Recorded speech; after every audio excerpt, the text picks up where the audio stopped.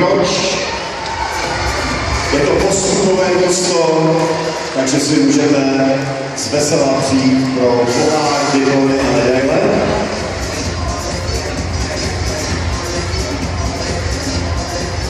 Na místě druhém v této kategorii mini hvězdičky štíty.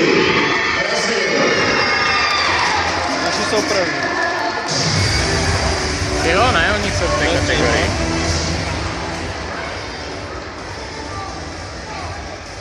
A vítězem kategorie originální Dynamic 6 až 8 let jsou ti z taneční skupiny Tadomy Převohosnice. Jejich choreografie Kominíci se naší dnešní porotě líbila nejvíc, pojďte si jako tým převzít ceny, které jsou pro vás nachystané.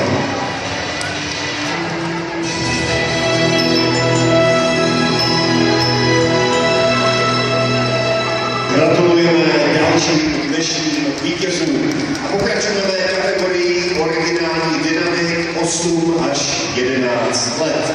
V této kategorii na třetím místě hvězdičky štíty Pokajo. Je to postupová příčka, takže se na ně podíváte. Gratulujeme.